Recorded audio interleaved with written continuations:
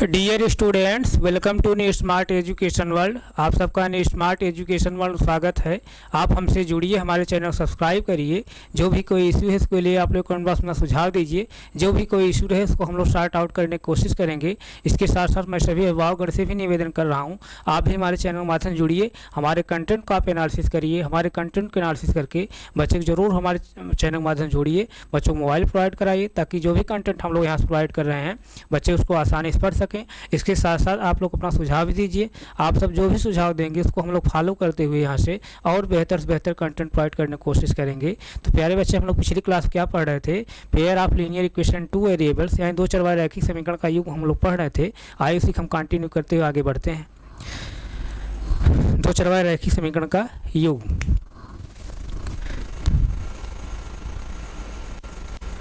दो चर वाले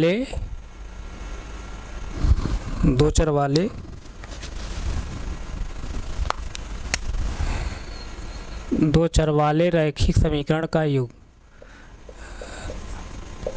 रैखिक, इसी को हम लोग क्या बोलते हैं? रेखीय भी बोलते हैं। रेखीय समीकरणों का युग्म,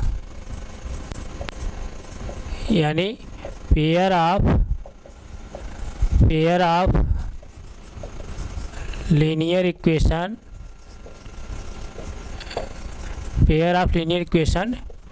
इन टू वेरिएबल्स।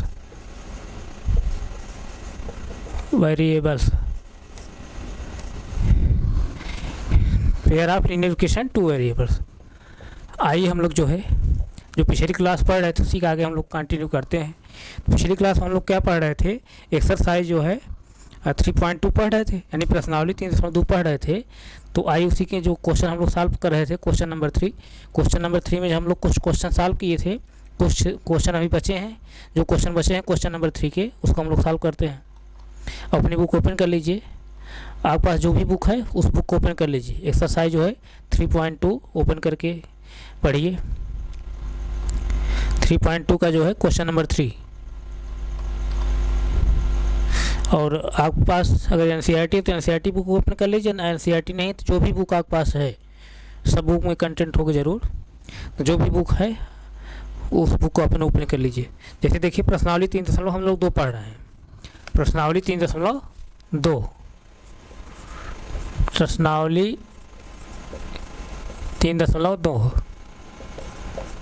यानी एक्सरसाइज 3.2 का हम लोग क्वेश्चन नंबर 3 पढ़ रहे हैं। क्वेश्चन नंबर 3 में हम लोगों ने कुछ क्वेश्चन सॉल्व किया था। आइए जो क्वेश्चन सॉल्व किए उसके आगे हम लोग सॉल्व करते हैं। क्वेश्चन नंबर 3 में क्या कह रहा है कि क्वेश्चन नंबर 3 क्या कह रहा है? अनुपातों A1/A2, B1/B2 और C1/C2 की तुलना कर ज्ञात कीजिए कि निम्न रैखिक समीकरणों के युग्म संगत हैं या असंगत हैं। तो इसमें जैसे देखिए, इसका हम लोग क्वेश्चन नंबर 1 सॉल्व कर लिए थे, क्वेश्चन नंबर 2 ही सॉल्व कर लिए थे। अब क्वेश्चन नंबर हम लोग 3 सॉल्व करेंगे। क्वेश्चन नंबर 3 जिसका है क्वेश्चन नंबर 3 का 3 क्वेश्चन क्या है, यानी रोमन में 3, क्वेश्चन नंबर 3 का रोमन 3 क्या है? पहला इक्वेशन क्या है? पहला इक्वेशन यहाँ पर पहला इक्वेशन है 3/2 x और क्या है प्लस 5/3y और इक्वल टू 7। अब इसको हम ax plus B Y plus c equal to 0 form पहले बदल लें यहीं से। जैसे देखिए तब क्या हो जाएगा 3/2 x और प्लस जो है अब 5/3y और यहाँ प्लस 7 इधर जाएगा। जब बाएं साइड जब जाएगा यानी लेफ्ट हैंड साइड जब जाएगा तो यहाँ प्लस 7 इधर जाएगा। क्या हो जाएगा? जब ट्रांसपोज आप करें, पक्षांतर करें तो क्या हो जाएगा? -7 हो जाएगा। -7 इक्वल टू 0। इक्वेशन नंबर क्या हो गया? 1। इसी तरह जो है दूसरा इक्वेशन क्या दिया है? इसका दूसरा इक्वेशन क्या दिया है? 9x ये 9x है, 9x माइनस 10y और इक्वल टू क्या दिया है 14 दिया है। इसको भी हम लोग ax plus B Y plus C equal to 0 form बदल दें, यानी तब क्या हो जाएगा 9x -10y और इधर +14 है, इधर जाकर क्या हो जाएगा -14 हो जाएगा, यानी -14 इक्वल टू क्या 0। इक्वेशन नंबर क्या हो गया 2। अब यहाँ से हम लोग इक्वेशन नंबर 1 इक्वेशन नंबर 2 को जो है हम लोग वैल्यू निकाल करके अब वहाँ देखेंगे कि हमको बताना क्या है, दोनों समीकरणों का जो योग दिया है, पेयर दिया है, जोड़ा जो दिया है दोनों समीकरणों का, वो संगत है कि असंगत है। तो संगत कब होगा, जब दोनों समीकरणों को जो कोई सलूशन हमको प्राप्त होगा, तब दोनों समीकरणों को जब दोनों समीकरणों का कोई सलूशन प्राप्त होगा तब उस कंडीशन दोनों समीकरणों को जो युग्म दिया गया है क्या होते हैं, संगत युग्म होते हैं। जब दोनों समीकरणों को कोई सलूशन हमको नहीं प्राप्त होता है तब जो है क्या होता है, ये दोनों समीकरणों का जो युग्म होता है असंगत युग्म होता है। तो दोनों समीकरणों का जब सलूशन हमको कब प्राप्त होता है, जब दोनों समीकरणों के माध्यम से हम लोग ग्राफ बनाते हैं, तो चूँकि दो समीकरण है, दोनों हमको रेखाएं प्राप्त होती हैं। जब दोनों रेखाओं को हम लोग जो है किसी एक ही समतल पढ़ते हैं, तो उस कंडीशन में जो है दोनों समीकरण माध्यम जो दोनों रेखाएं प्राप्त होती हैं, दोनों रेखाओं के लिए जो है 3 कंडीशन बनती है। पहली कंडीशन ये बनती है, या तो दोनों रेखाएं जो है एक दूसरे के इंटरसेक्ट करेंगी। जब दोनों रेखाएं एक दूसरे के इंटरसेक्ट करेंगी तो किसी एक ही बिंदु पर इंटरसेक्ट करती हैं। जिस बिंदु पर इंटरसेक्ट करती हैं वहाँ जो कोऑर्डिनेट प्राप्त होता है, यानी जो कॉमन कोऑर्डिनेट प्राप्त होता है, उभयनिष्ठ जो निर्देशांक प्राप्त होता है, वही कॉमन कोऑर्डिनेट इन दोनों समीकरणों क्या होता है, सलूशन होता है। उस कंडीशन में दोनों समीकरणों को जो है सिर्फ एक ही सलूशन प्राप्त होता है, एक ही हल प्राप्त होता है, एक अद्वितीय हल प्राप्त होता है, अर्थात एक यूनिक सलूशन प्राप्त होता है। और दोनों समीकरणों के माध्यम से रेखाएं कब इंटरसेक्ट करती हैं, जब दोनों समीकरणों का जो है a1/a2 is not equal to b1/b2 होता है, तब उस कंडीशन दोनों समीकरणों का जो है रेखाएं जो प्राप्त होती हैं एक दूसरे क्या करती हैं, इंटरसेक्ट करती हैं। जब इंटरसेक्ट करेंगी तो उस कंडीशन में जो है एक ही पॉइंट पर इंटरसेक्ट करेंगी, उस पॉइंट पर जो कोऑर्डिनेट हमको प्राप्त होगा, जो कॉमन कोऑर्डिनेट प्राप्त होगा, वही दोनों समीकरणों क्या होगा, सलूशन होगा। जब उस कंडीशन दोनों समीकरण सलूशन निकलेगा तो ये दोनों समीकरणों का जो युग्म है क्या होगा, संगत युग्म होता है। इसी तरह दूसरी कंडीशन क्या बनती है, दोनों समीकरणों के माध्यम से जो दोनों रेखाएं प्राप्त होती हैं ग्राफ में, वो दोनों रेखाएं एक दूसरे क्या होती हैं, कोइंसिडेंट होती हैं। दूसरी कंडीशन में कोइंसिडेंट मतलब संपाती होती हैं। संपाती होने का सेंस है पहले मतलब कि दोनों रेखाएं जो है एक ही रेखा पर चल रही हों, यानी जब दोनों रेखाएं एक ही रेखा पर चलेंगी तो उस कंडीशन दोनों रेखाएं जो है एक दूसरे कई जगह इंटरसेक्ट करेंगी। जब कई जगह इंटरसेक्ट करेंगी तो हमको कई कॉमन कोऑर्डिनेट प्राप्त होगा। जो कई कॉमन कोऑर्डिनेट प्राप्त होंगे दोनों समीकरणों क्या होता है, सलूशन होगा। तो उस कंडीशन में दोनों समीकरणों को हमको कई सलूशन प्राप्त होते हैं, कई हल प्राप्त होते हैं, अनेक हल प्राप्त होते हैं, अर्थात अनंत हल प्राप्त होते हैं या इनफाइनाइट सलूशन प्राप्त होते हैं। अब दोनों रेखाएं जो है कब कोइंसिडेंट होती हैं, जब जो है दोनों समीकरणों के लिए a1/a2 equal to b1/b2 equal to c1/c2 होता है, तब दोनों समीकरणों के लिए जो है दोनों रेखाएं जो प्राप्त होती हैं ग्राफ में एक दूसरे कोइंसिडेंट होती है, एक दूसरे संपाती होती हैं। जब रेखाएं संपाती होती हैं तो एक दूसरे जो है कई जगह इंटरसेक्ट करें, कई जगह जब इंटरसेक्ट करेंगी तो दोनों समीकरणों को कई सलूशन प्राप्त होगा। जब इन दोनों समीकरणों का कई सलूशन हमको प्राप्त हो या कई सलूशन प्राप्त हो गया, सलूशन प्राप्त होगा या सलूशन हमको प्राप्त हो रहा है, तब उस कंडीशन में क्या होगा, ये दोनों समीकरणों का जो युग्म होगा संगत युग्म होगा। इसी तरह से दोनों समीकरण के माध्यम से हमको जो दो रेखाएं प्राप्त होती हैं ग्राफ में, वो दोनों रेखाएं तीसरी कंडीशन क्या करती हैं, एक दूसरे क्या होती हैं, पैरेलल होती हैं। जब दोनों रेखाएं एक दूसरे पैरेलल रहेंगी तो वो दोनों रेखाएं एक दूसरे कहीं जो है इंटरसेक्ट नहीं करेंगी। जब कहीं इंटरसेक्ट करेंगी ही नहीं रेखाएं, तब हमको कोई कॉमन कोऑर्डिनेट प्राप्त ही नहीं होगा, यानी कोई उभयनिष्ठ जो है कोऑर्डिनेट प्राप्त ही नहीं होगा। जब कोई उभयनिष्ठ कोऑर्डिनेट नहीं प्राप्त होगा, यानी उभयनिष्ठ निर्देशांक नहीं प्राप्त होगा, कॉमन कोऑर्डिनेट नहीं प्राप्त होगा, तो उस कंडीशन दोनों समीकरण हमको कोई सलूशन ही नहीं प्राप्त होगा। यानी जब दोनों जो है रेखाएं दूसरे पैरेलल रहेंगी, समांतर रहेंगी, उस कंडीशन दोनों समीकरणों को हमको कोई हल नहीं प्राप्त होता है। अब दोनों रेखाएं कब एक दूसरे पैरेलल रहती हैं, जब दोनों समीकरणों के लिए a1/a2 इक्वल टू b1/b2 हो, is not equal to c1/c2 हो, तो उस कंडीशन में दोनों समीकरणों के लिए जो दोनों रेखाएं प्राप्त होती हैं एक दूसरे पैरेलल होती हैं। जब दोनों रेखाएं दूसरे पैरेलल रहेंगी तो एक दूसरे रेखाएं कहीं इंटरसेक्ट करेंगी नहीं। जब दोनों रेखाएं दूसरे कहीं नहीं इंटरसेक्ट करेंगी तो हमको कोई कॉमन कोऑर्डिनेट नहीं प्राप्त होगा। जब कोई कॉमन कोऑर्डिनेट हमको प्राप्त ही नहीं होगा, तब उस कंडीशन में दोनों समीकरण कोई हमको सलूशन नहीं प्राप्त हो, कोई हल नहीं प्राप्त होगा। जब कोई हल नहीं प्राप्त होगा तब क्या होगा, ये दोनों समीकरणों का जो युग्म है क्या होगा, असंगत युग्म होगा। तो आइए हम लोग जो है यहाँ से हम लोग जो है a1/a2 b1/b2 c1/c2 वैल्यू इस तरह से निकालें। तो a1 जो है अब हम लोग क्या करेंगे, A1 B1 C1 A2 B2 C2 value निकालेंगे और इन दोनों समीकरणों को हम लोग जो है स्टैंडर्ड जो इक्वेशन होता है दो चर वाला रैखिक समीकरण जो स्टैंडर्ड इक्वेशन होता है AX plus BY plus C equal to 0 form हम लोग रखे हैं और उसी से जो है AX plus BY plus C equal to 0 जो फार्म है उसी से हम क्या करेंगे, कंपेरिजन करेंगे। चूँकि हम लोग दो समीकरणों को एक ही साथ पढ़ना है तो यहाँ पर जो है दोनों समीकरणों के लिए स्टैंडर्ड इक्वेशन क्या हो जाएगा, तब A1AX मैं पिछली क्लास से ही बताते आ रहा हूँ प्लस क्या हो जाएगा B1Y प्लस क्या हो जाएगा B1Y क्या हो जाएगा B1Y plus C1 equal to 0 equation number 1 होगा। इसी तरह दूसरा इक्वेशन क्या हो जाएगा स्टैंडर्ड इक्वेशन दोनों समीकरणों के लिए A2X प्लस B2Y प्लस जो है C2 equal to 0 equation number क्या हो जाएगा 2। इस तरह से अब यहीं से हम लोग जो है A1 A2 B1 B2 value हम लोग निकालेंगे। अब इक्वेशन नंबर 1 से A1 वैल्यू क्या है, A1 वैल्यू क्या हो जाएगी, A1 वैल्यू क्या हो जाएगी यस का कोफिशिएंट। इक्वेशन नंबर 1 से A1 वैल्यू क्या हो जाएगी यस का कोफिशिएंट, यस कोफिशिएंट क्या है 3/2 है। इसी तरह से B1 वैल्यू क्या हो जाएगी इक्वेशन नंबर 1 से y का कोफिशिएंट क्या है 5/3 है। इसी तरह से इक्वेशन नंबर 1 से C1 वैल्यू क्या हो जाएगी जो कांस्टेंट है -7 है।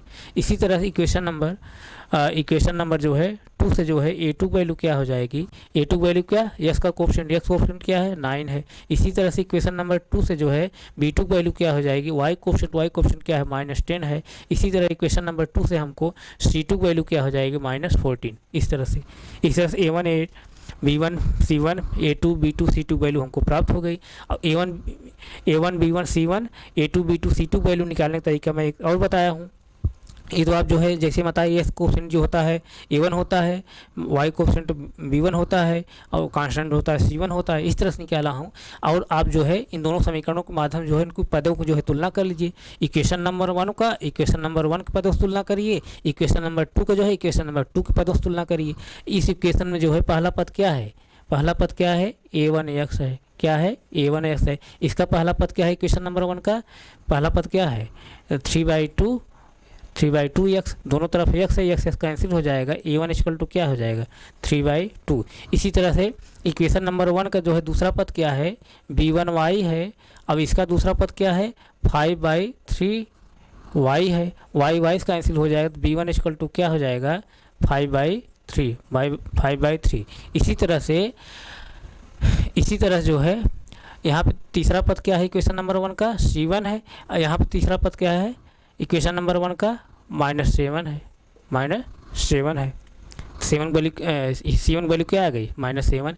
इसी तरह इक्वेशन नंबर 2 से हम लोग इक्वेशन नंबर 2 के जो है पदों की तुलना करेंगे। इक्वेशन नंबर 2 का यहाँ पर पहला पद क्या है A2x है। इसका पहला पद क्या है 9x है, x दोनों तरफ है, x कैंसिल हो जाएगा, A2 इक्वल टू क्या प्राप्त हो जाएगा हमको 9। इसी तरह से दूसरा पद यहाँ क्या है B2y, तो यहाँ पर जो है दूसरा पद क्या है -10y है, y कैंसिल हो जाए दोनों तरफ है तो B2 इक्वल टू यहाँ से क्या प्राप्त होगा -10 प्राप्त होगा। इसी तरह जैसे तीसरा पद यहाँ क्या है C2 है, यहाँ तीसरा पद क्या है -14 है। इस तरह से C2 वैल्यू -14 आ गई। अब A1 B1 C1 A2 B2 C2 value हमको प्राप्त हो गई। अब हम लोग एक एक करके रेशियो निकालेंगे।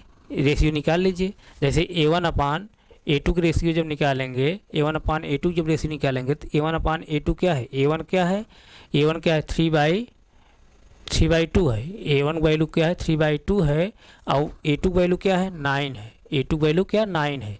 अब यहाँ देखिए फ्रैक्शन है, इसको हम लोग सॉल्व कर रहे हैं। जैसे देखिए अब ये क्या हो जाएगा, ध्यान दीजिएगा। अब इसको हम जब सिंप्लीफाई करेंगे तो क्या हो जाएगा A1/A2।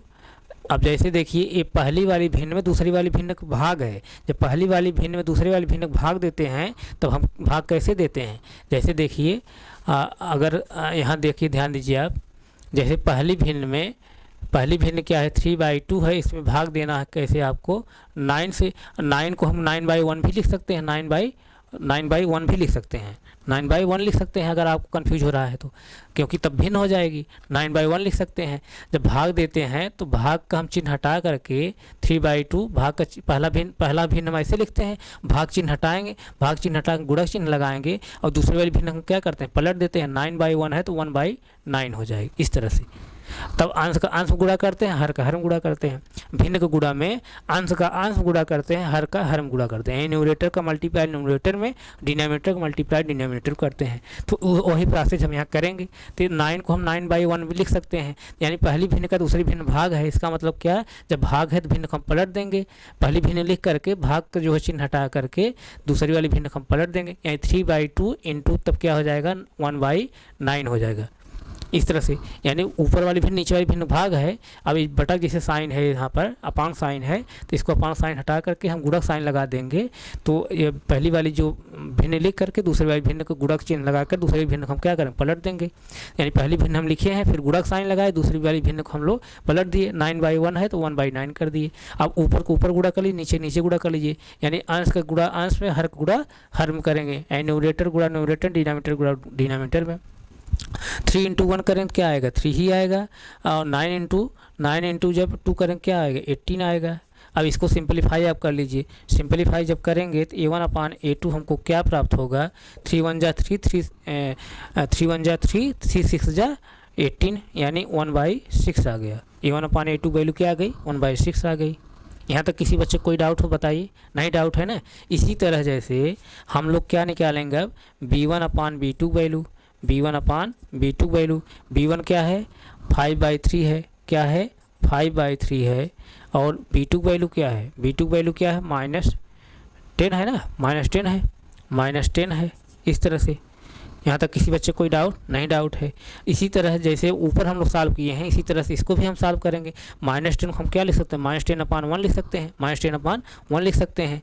यानी इसको -10/1 लिख दिया, कोई प्रभाव नहीं पड़ेगा। तो यानी अब पहली भिन्न दूसरी भिन्न भाग है, तब यानी B1/B2 तब क्या हो जाएगा, अब पहली भिन्न दूसरी भिन्न भाग है, पहली भिन्न हम ऐसे ही लिखेंगे 5/3, बीच में गुणक साइन लगाएंगे। गुणक साइन जब लगा देंगे दूसरी वाली भिन्न हम क्या करेंगे, पलट देंगे। दूसरी भिन्न क्या -10/1 है तो क्या हो जाएगा 1/10 हो जाएगा। तो अब यहाँ माइनस है तो माइनस आप यहाँ निकाल सकते हैं, यहाँ लिख सकते हैं, या यहीं आप रहने दीजिए, यहीं आप रहने दीजिए, छोड़िए आप यहीं रहने दीजिए। तो यहाँ जैसे क्या हो जाएगा, चाहे नीचे माइनस लिखे चाहे वो यहाँ लिखिए, दोनों एक ही चीज़ है। यानी ऊपर प्लस है नीचे माइनस है, प्लस में जब माइनस भाग देंगे तो क्या होगा, माइनस ही आएगा, यानी -1/10 आया। अब इसको हम लोग क्या करेंगे, मल्टीप्लाई कर देंगे, यानी अंश गुणा जो है अंश करेंगे, अंश गुणा अंश करेंगे, हर गुणा हर करेंगे। यानी न्यूमरेटर को गुणा न्यूमरेटर, डिनोमिनेटर गुणा डिनोमिनेटर में। B1/B2 = क्या हो जाएगा, 5 को मल्टीप्लाई 1 करें क्या आ जाएगा, 5 आ जाएगा। अब 3 गुणा जो है 10 में करें क्या आ जाएगा, 13 आ जाएगा, 13 आ जाएगा सर, 13 है 30 आ जाएगा। 3 गुणा जो है 10 में करें क्या आ जाएगा, 30 यानी 30 आ जाएगा। अब यहाँ माइनस है साइन, यहाँ क्या है प्लस साइन है, प्लस इंटू माइनस करें क्या आ जाएगा, माइनस आ जाएगा, माइनस आ जाएगा। तो अब इसको जब हम सिंप्लीफाई कर देंगे तो क्या हो जाएगा, B1/B2 जब सिंप्लीफाई कर देंगे तो क्या हो जाएगा, 5 सिंप्लीफाई करिए, 5 × 1 = 5, 5 × 6 = 5 × 1 = 5, 5 × 6 = क्या हो जाएगा 30, यानी 5 × 1 = 5, 5 × 6 = 30 हो जाएगा ना, 1/ क्या आ जाएगा 6 आ जाएगा। अब माइनस साइन लगा, माइनस साइन लगा दीजिए, यानी B1/B2 वैल्यू क्या प्राप्त हुई हमको 1/6। मैं थोड़ा एक मिनट देख लूँ आप लोग दिख रहा है कि नहीं। B1/B2 जो वैल्यू आई -1/6 आई, B1/B2 हाँ दिख रहा है, B1/B2 जो वैल्यू आई है 1/6 आई है। अब जैसे देखिए ध्यान दीजिए, यहाँ पर A1/A2 जो वैल्यू आई है क्या है 1/6 आई है, और B1/B2 वैल्यू जो आई है क्या है -1/6 आई है। तो 1/6 यहाँ भी 1/6 यहाँ, लेकिन साइन चेंज है, यहाँ प्लस साइन है माइनस साइन है। यानी A1/A2 वैल्यू जो आई है 1/6 और B1/B2 वैल्यू आई है -1/6। इसका मतलब क्या, A1/A2 is not equal to B1/B2, यानी A1/A2 जो वैल्यू है B1/B2 वैल्यू बराबर नहीं है। इसका मतलब क्या, A1/A2 is not equal to B1/B2 है। तो यहाँ जैसे देखिए तो क्या हो जाएगा, A1/A2 और B1/B2 रखिए इनका मान। A1/A2 वैल्यू क्या है 1/6 है और B1/B2 वैल्यू क्या है -1/6 है। इसका मतलब A1/A2 is not equal to B1/B2 यानी पहली कंडीशन बन रही है। यानी पहली कंडीशन क्या बन रही है कि A1/A2 is not equal to B1/B2 होता है। तो उस कंडीशन में इन दोनों समीकरणों को माध्यम जो दोनों रेखाएं हमको प्राप्त होंगी एक दूसरे को इंटरसेक्ट करेंगी, एक दूसरे को प्रतिच्छेदित करेंगी। जब दोनों रेखाएं एक दूसरे को प्रतिच्छेदित करेंगी उस कंडीशन में एक ही जगह जो है दोनों रेखाएं प्रतिच्छेदित करेंगी, इंटरसेक्ट करेंगी।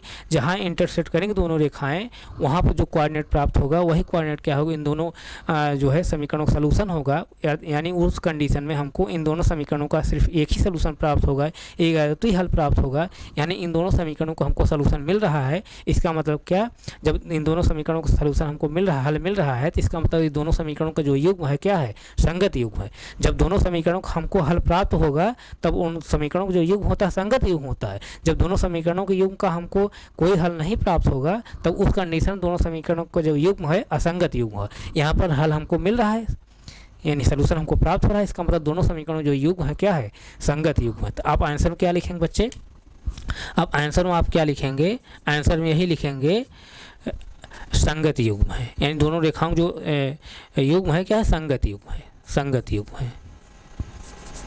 आप इस तरह से नोट करिए। इस तरह से क्वेश्चन नंबर 3 का 3 क्वेश्चन है, क्वेश्चन नंबर 3 का 3 वाला क्वेश्चन है, संगत युग्म है। इस तरह से नोट करिए, इसको नोट करिए तब अगला क्वेश्चन हम देखें। तुरंत नोट करिए, नोट करिए, नोट करिए, नोट करिए। नहीं नोट कर पा रहे हैं तो स्क्रीनशॉट ले लीजिए ताकि जो है इसको क्वेश्चन को हम जो क्वेश्चन नंबर 3 को जो हम पूरा समाप्त कर दें। अगर नहीं नोट कर पाए स्क्रीनशॉट ले लीजिए, तुरंत स्क्रीनशॉट लीजिए। स्क्रीनशॉट ले लिए, मैं बगल हूँ, स्क्रीनशॉट लीजिए तुरंत, लीजिए स्क्रीनशॉट।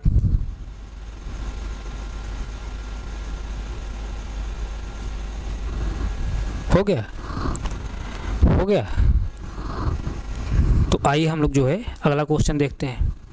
अगला क्वेश्चन क्या है, यानी क्वेश्चन नंबर 3 का जो है, क्वेश्चन नंबर 3 का 4 क्वेश्चन, क्वेश्चन नंबर 3 का 4, क्वेश्चन नंबर 3 का 4 क्या है, 4 क्या है यहाँ पर, क्वेश्चन नंबर 3 का 4 क्वेश्चन क्या है। पहला क्वेश्चन यहाँ क्या दिया है,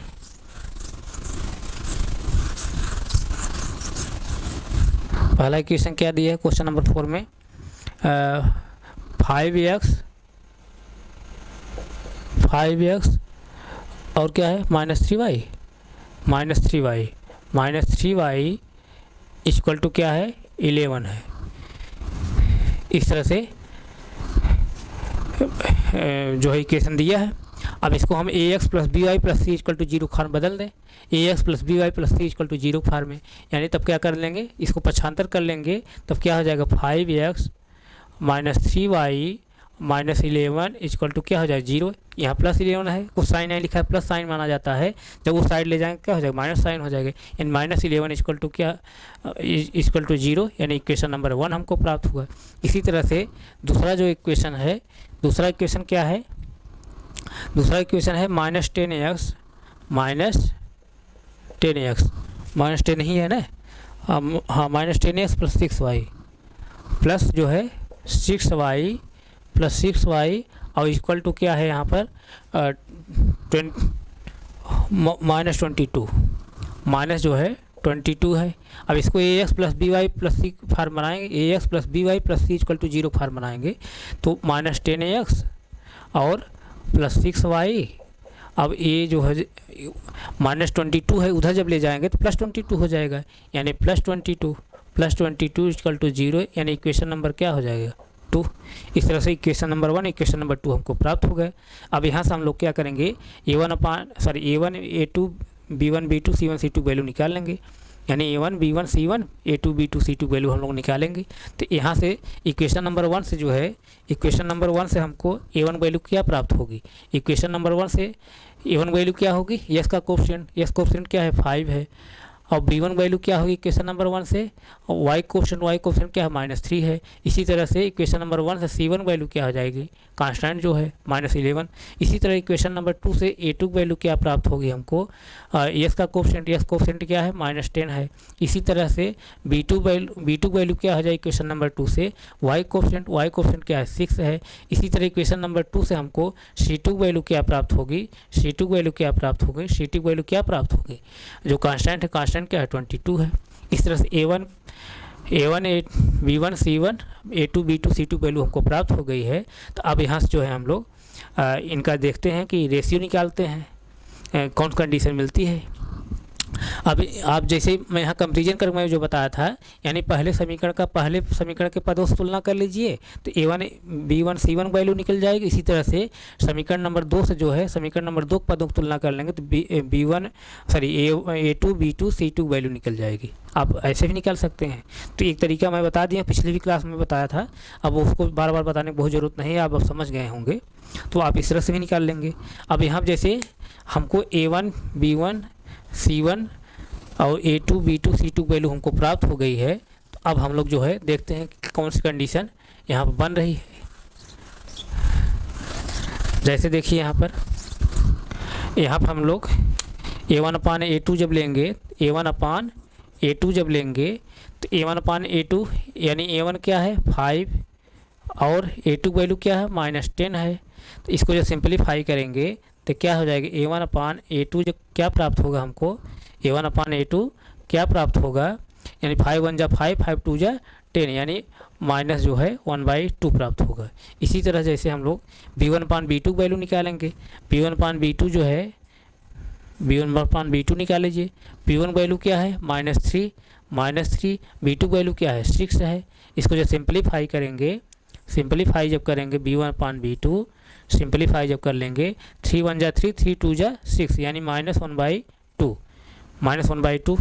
इसी तरह से अब जैसे देखिए a1/a2 वैल्यू जो आई है -1/2 आई है, और b1/b2 की जो वैल्यू आई है वो भी क्या है -1/2 आई है। इसका मतलब a1/a2 = b1/b2 बन रहा है।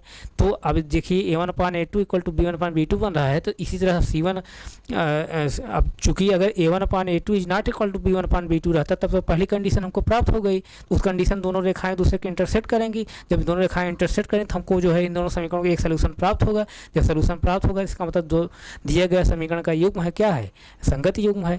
लेकिन अब यहाँ क्या है a1/a2 = b1/b2 प्राप्त हो गया। तो अब हम लोग c1/c2 की वैल्यू निकालेंगे। देखते हैं a1/a2 = b1/b2 या c1/c2 बन रहा है कि a1/a2 = b1/b2 ≠ c1/c2 बन रहा है। तो कौन सी कंडीशन बन रही है देखते हैं। अब हम लोग क्या करेंगे, c1/c2 वैल्यू निकालेंगे। c1 वैल्यू क्या है, c1 वैल्यू क्या है यहाँ पर -11 और c2 वैल्यू क्या है 22। इसको जब सिंपलीफाई करेंगे c1/c2 को जब सिंपलीफाई करेंगे तो 11 1 जा 11 11 2 जा 22, यानी -1/2 आया। यानी a1/a2 की जो वैल्यू आई है -1/2 आई है, b1/b2 की वैल्यू क्या आई है -1/2 आई है, c1/c2 की वैल्यू आई है क्या है -1/2 आई है।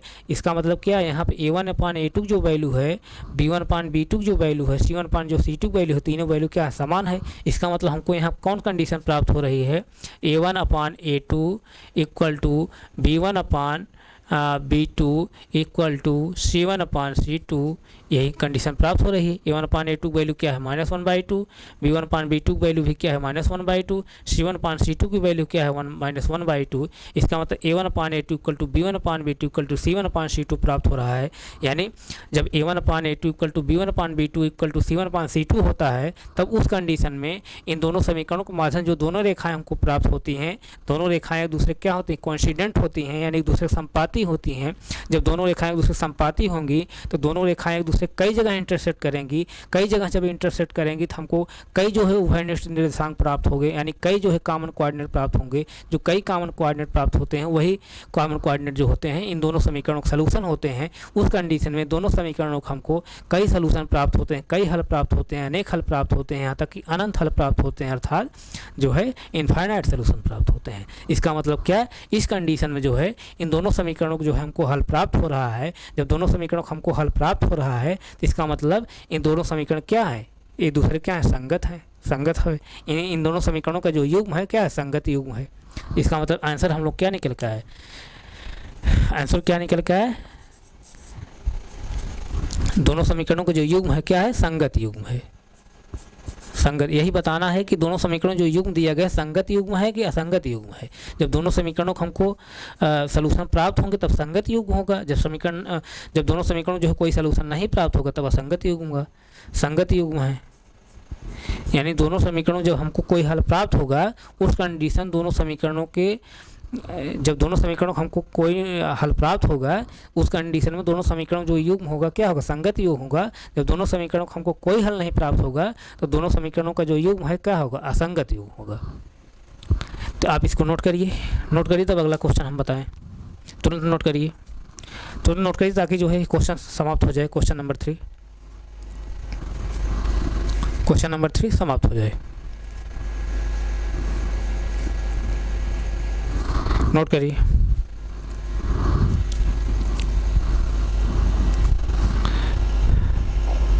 नहीं नोट कर पा रहे हैं तो आप स्क्रीनशॉट ले लीजिए, मैं बगल हूँ, स्क्रीनशॉट लीजिए, स्क्रीनशॉट लीजिए, स्क्रीनशॉट ले लिए।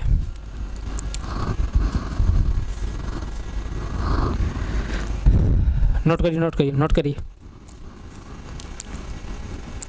और यहाँ पे जो है A1 B1 C1 वैल्यू और A2 B2 C2 वैल्यू जो है आप इसको कंपेरिजन कर भी निकाल सकते हैं। जैसे यहाँ पे जैसे देखिए इस समीकरण नंबर 1 का जो है पहला पद क्या है, A1x है और यहाँ पर पहला पद क्या है, 5x है। जैसे देखिए A1x और इसका पहला पद क्या है, 5x है, 5x है, यस दोनों तरफ कैंसिल हो जाएगा, यानी A1 वैल्यू क्या आ जाएगी, 5। इस तरह से भी आप निकाल सकते हैं A1 B1 C1 और A2 B2 C2 वैल्यू निकाल सकते हैं। पिछली क्लास में भी बताते हुए आ रहा हूँ, यहाँ भी मैं बता दिया, आप कोई किसी बच्चे कोई डाउट नहीं होगा। तो आप नोट कर लिए ना, अगर नहीं नोट किए हैं तो आप स्क्रीनशॉट लीजिए, मैं बगल हूँ, लीजिए स्क्रीनशॉट, तुरंत स्क्रीनशॉट लीजिए ताकि अगला भी क्वेश्चन हम बता दें। यानी क्वेश्चन नंबर 3 के जो है 5 क्वेश्चन जो है 5 नंबर जो है क्वेश्चन नंबर 3 का 5 नंबर जो है उसको हम बता दें ताकि क्वेश्चन समाप्त हो जाए। तो स्क्रीनशॉट ले लिए ना, तो आइए जो है हम लोग क्वेश्चन नंबर जो है तो 3 का जो है 5 नंबर क्वेश्चन हम लोग सॉल्व करते हैं। क्वेश्चन नंबर 3 का 5, क्वेश्चन नंबर 3 5 क्या है, क्वेश्चन नंबर 3 5 क्या है, 5 है, 5 में पहला इक्वेशन क्या है, पहला इक्वेशन क्या है, 4/3x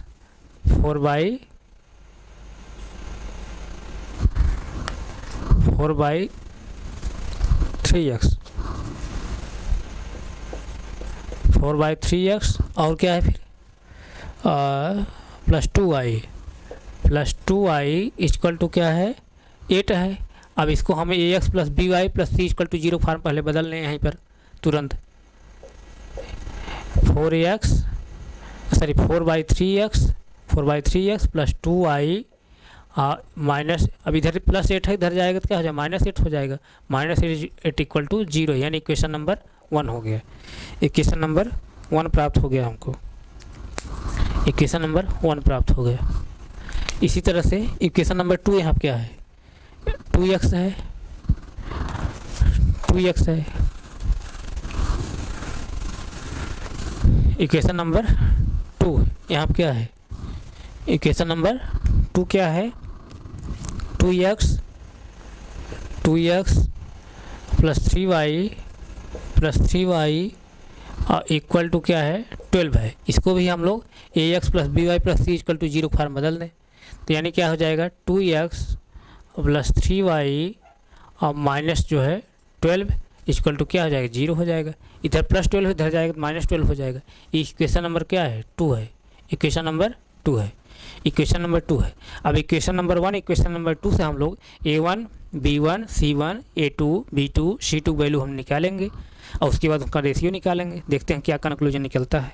आइए हम लोग जो है यहाँ से A1 B1 और C1 A2 B2 C2 value निकालें।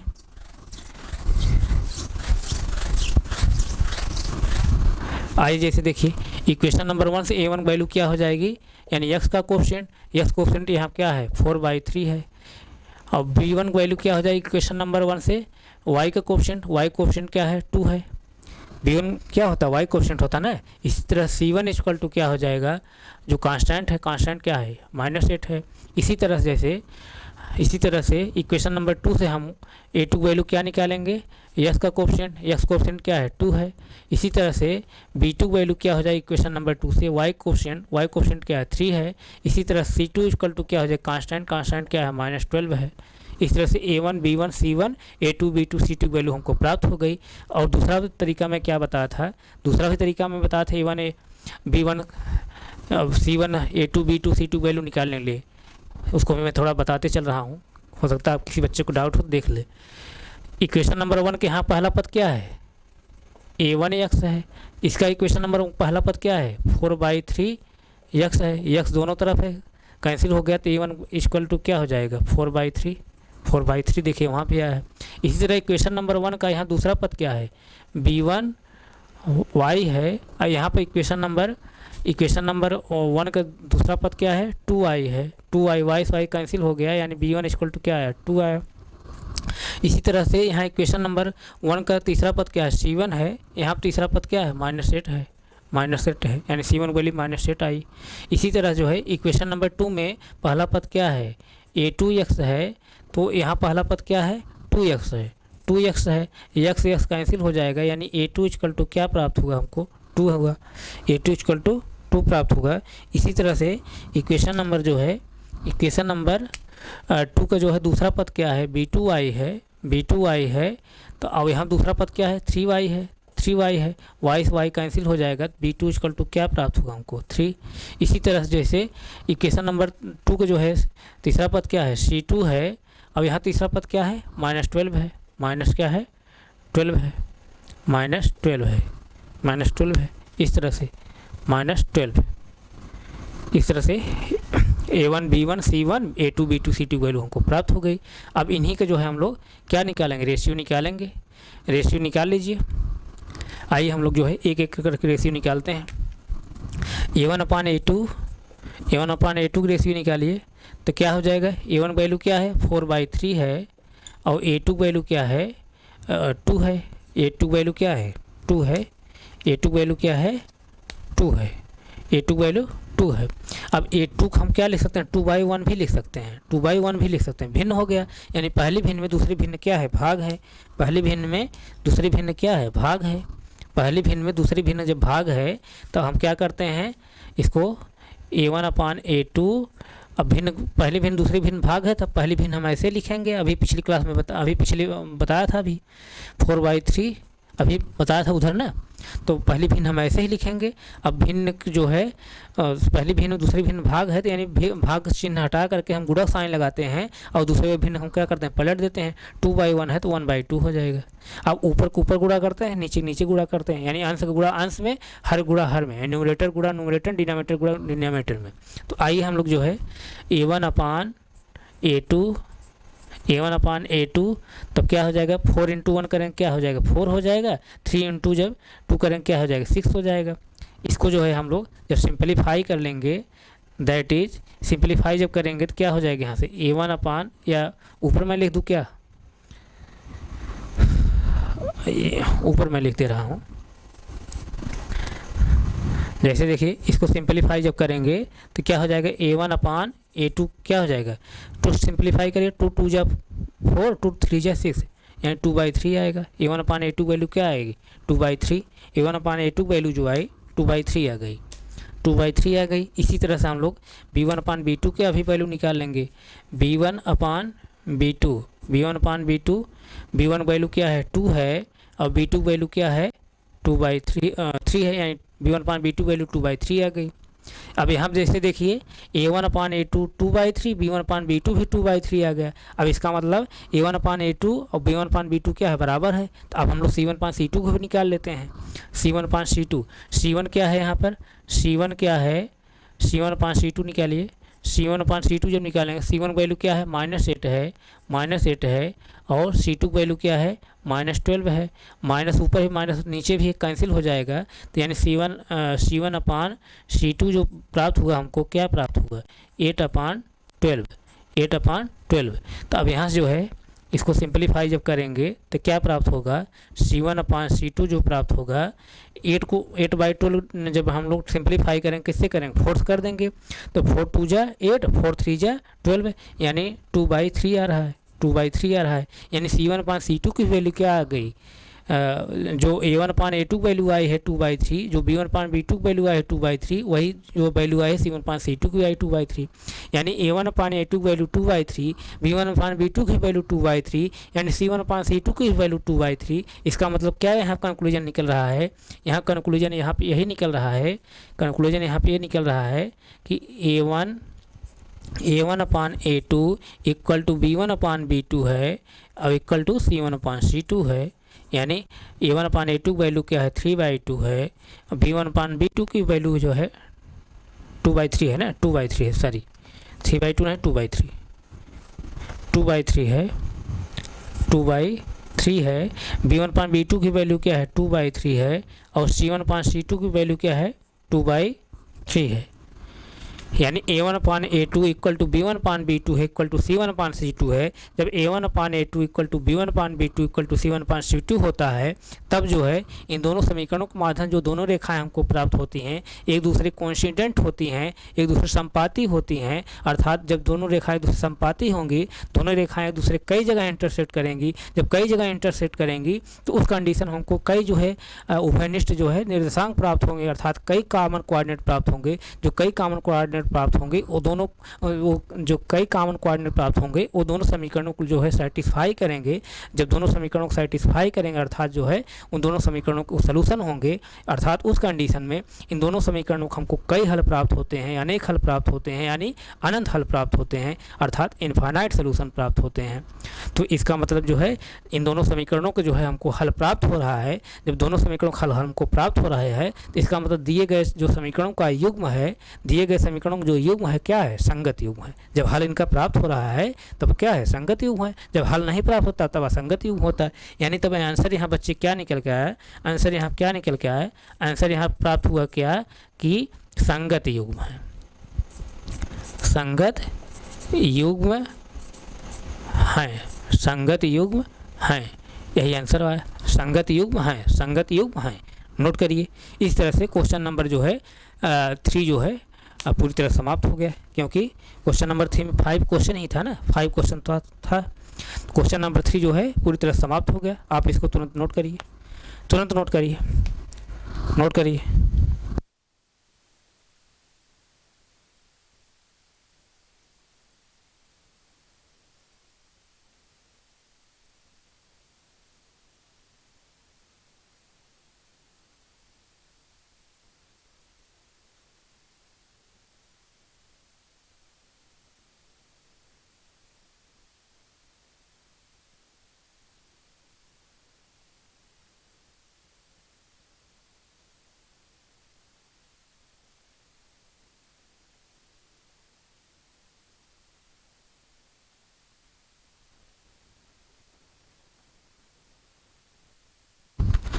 नोट हो गया, नोट हो गया कि नहीं? अगर नहीं नोट कर पा रहा है स्क्रीनशॉट ले लीजिए, तुरंत स्क्रीनशॉट ले लीजिए।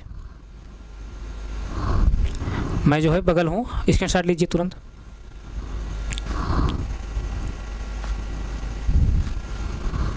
स्क्रीनशॉट ले लिए, लीजिए तुरंत। नहीं जो अगर नोट करना चाहे नोट करिए, 10 सेकंड समय है, नोट करिए।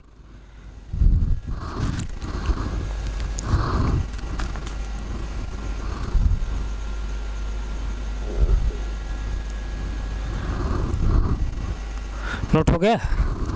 तो प्यारे बच्चे आप लोग जो है अगर कोई डाउट है तो आप जो है क्लास को 1 बार 2 बार 3 बार रिवाइज करके देख लीजिए, तो हमें पूरा विश्वास है आप लोग कोई डाउट नहीं रहेगा। अगर उसके बाद भी किसी बच्चे को कोई डाउट रहता है तो अपने डाउट को हमारे कमेंट बॉक्स आप डालिए, जो भी डाउट रहेगा उसको हम लोग अगली क्लास में रिवाइज करते हैं, फिर पुनः आगे बढ़ेंगे।